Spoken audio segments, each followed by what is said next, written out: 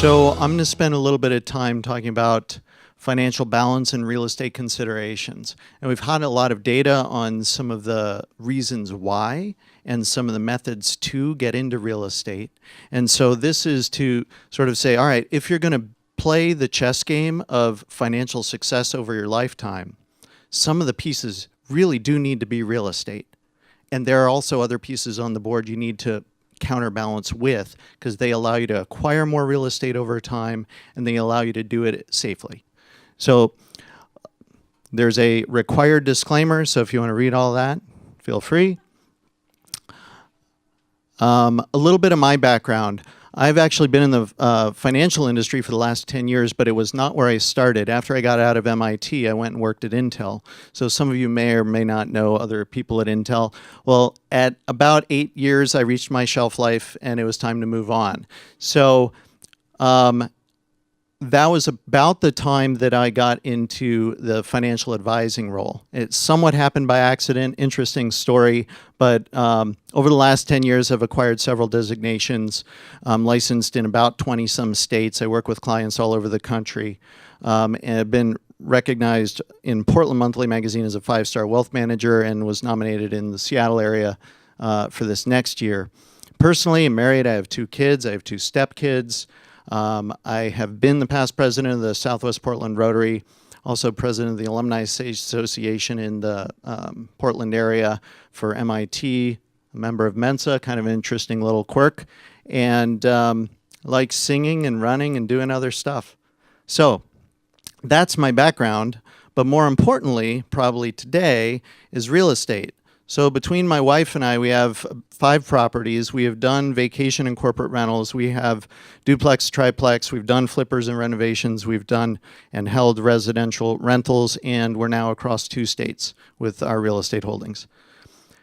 So let's talk about that chessboard.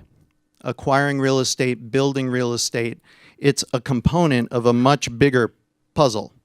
Right? It's kind of like carrots are great, but if all you do is eat carrots, your body isn't going to get the nutrients it needs.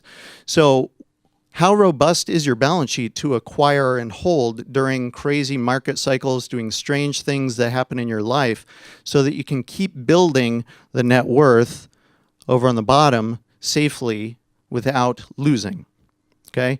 Now you'll see that one of the tools that I use that I've got up here is called the living balance sheet, and it starts adding all of these different pieces up, from the protection, what happens if you get sued, all the way down to, your cash flow.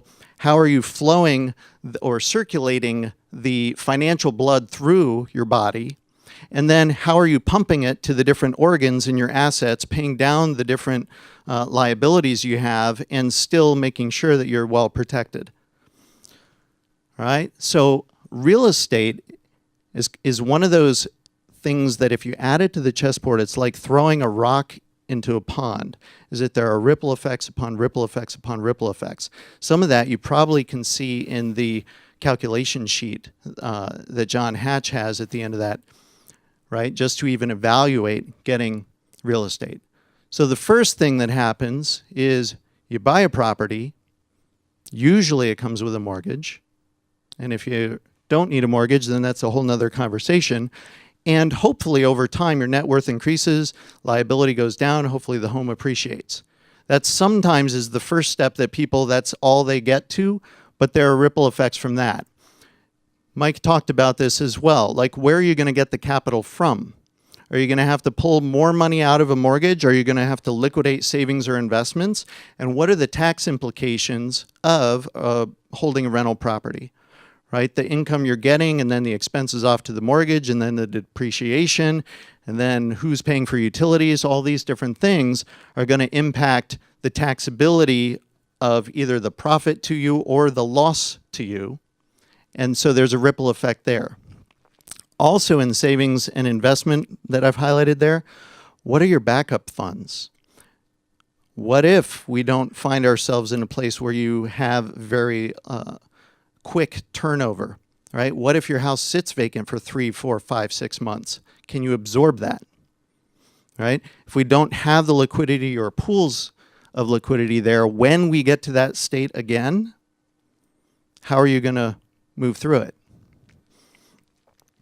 right? And when we talk about the income coming in, where and how is that getting allocated? When you talk cash flow with real estate, oftentimes people say, well, I know I'm getting this from my rent, and I know I've got to pay the mortgage, so whatever's left, maybe I can go out and spend more money at Starbucks or buy a plane if you have enough properties, right? But you know that there's some ripple effects beyond that of you have to buy home insurance, right? I think it's part of what you need in order to get the mortgage, right? But beyond that, it's part of what you need so that when your tenant sues you because they tripped over something or had someone fall off a deck, you don't lose everything. Then how much of that money are you saving or building a reserve fund for or building for your next acquisition, right? And then how much of that money needs to be segregated out to make sure that you can pay the taxes that are either being created by the property if it's cash flowing high enough, or paying the debts down as well. So there's ripple effects in cash flow from adding a property. Let's go up to the protection. We talked about make sure that you have the liability protection, certainly if you have a rental property, but what's much more likely is car accident. All right? So if you don't have proper liability insurance that covers over both your rental properties, your car, and many other types of things, you don't want either your tenant to take your assets because you're improperly covered on your homeowner's liability for the rental property.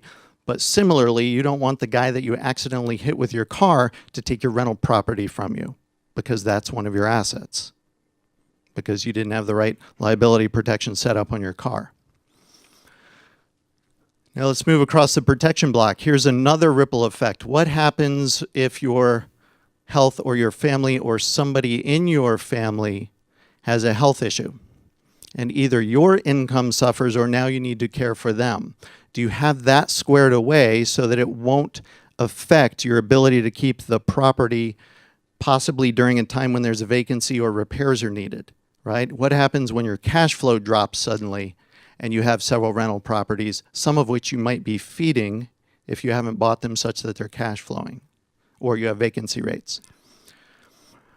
Legal things around real estate. Should you have an LLC? Should you hold it in an S Corp? Should you instead go buy liability coverages and wait till you have more properties? There's some legal aspects to owning and holding real estate. Do you want to own it in a trust? Do you not?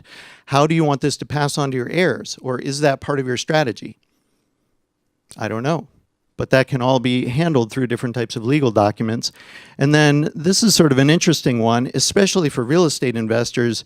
The life insurance part is, if you die, do you want your spouse to now become a property manager if that's not what they're used to doing and trying to manage all the rental properties? Or possibly have enough death benefit come in so they can pay off all the properties that were barely breaking even or maybe providing a couple $100s a month.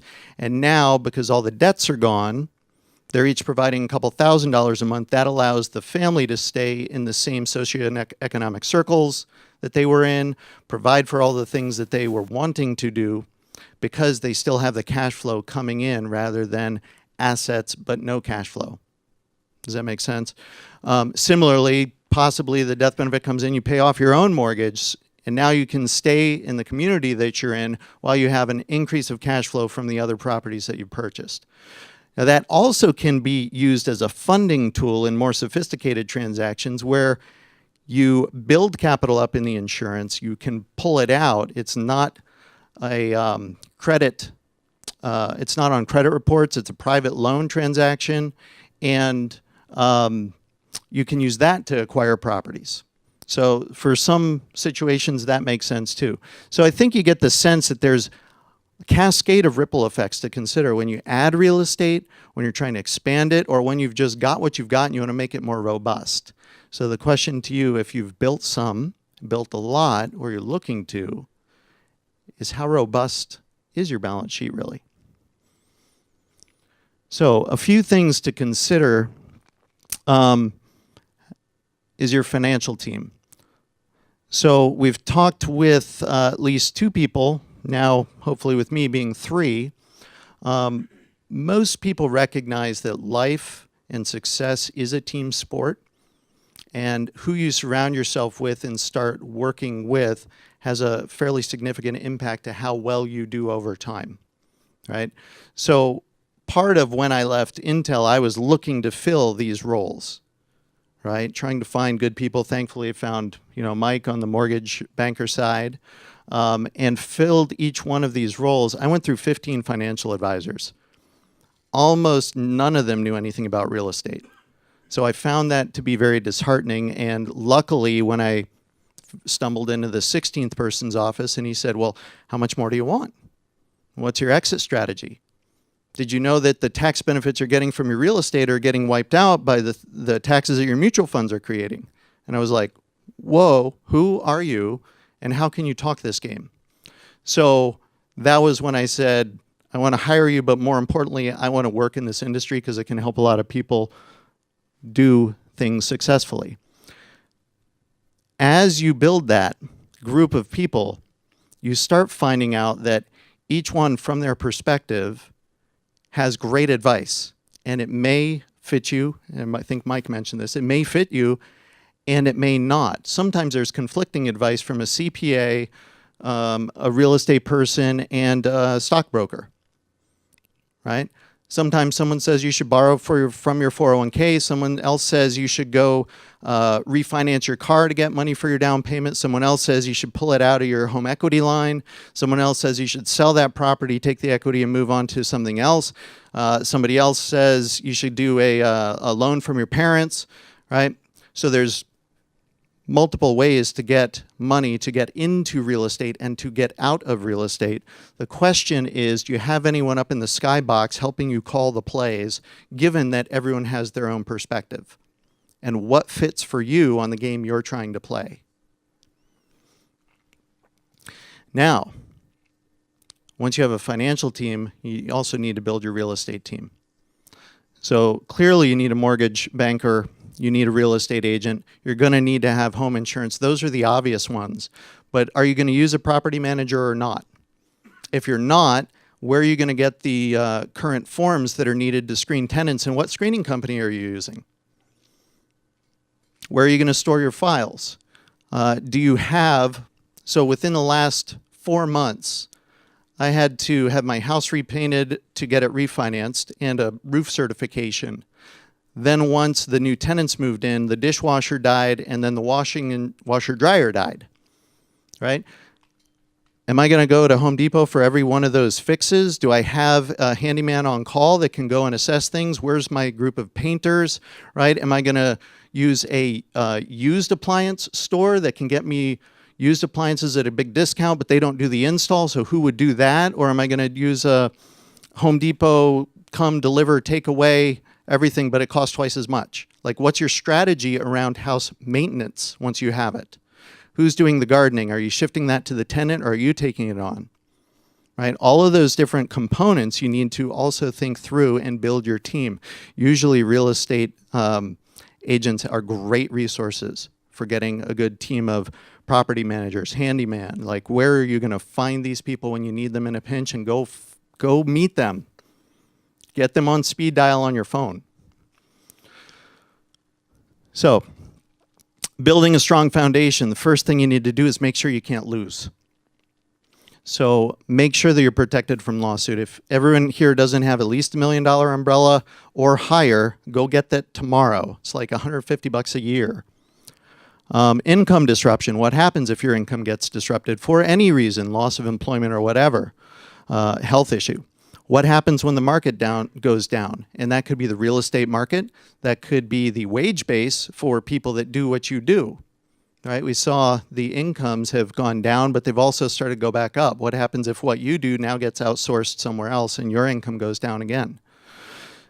Liquidity, family stability, all those different factors. Make sure that you can't lose first. Secondly, build a balance sheet that is robust and has multiple fallbacks. Build your expert team. Integrate real estate's purpose into your overall financial strategy. How many of these very powerful pieces do you want on your chessboard, and how are you going to move them over time? Is the intent to have it as part of your college funding strategy for your kid? Is it to help supplement your retirement income? Is it to build a large estate that you get to pass to somebody else? Like, what's the purpose? And can you do all of those? Absolutely.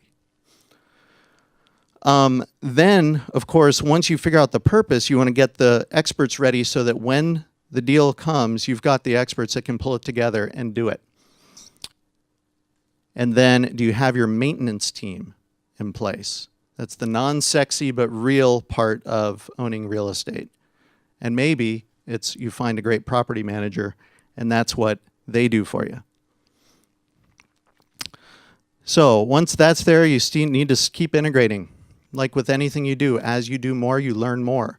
The things that really hurt us it's not what we know and it's not what we don't know, because we already know what we don't know. It's the things that we didn't know that come out of nowhere and knock us down. So continue learning, continue ripping blinders off in areas that you didn't know about. Look at some of the things I talked about, some of the things that are on the calculation sheet. If you don't understand what it is, go ask somebody. And then as you design your strategies to acquire properties, do you know 2, 3, 4 ways to acquire it? Do you know 2, 3, 4 ways to exit it quickly or over a couple of year period or over your lifetime? Do you know who's going to maintain and manage it? And if you're taking that on yourself, then you need to basically build out your cadre of experts. And then there's the fixed, variable, anticipated, and unanticipated expenses. Like the same time you are trying to take advantage of the low rates, you have to have a painter, a roof cert guy, a dishwasher, and a washer-dryer person, and who knows what else that's just going to pop up, because that's what happens in life.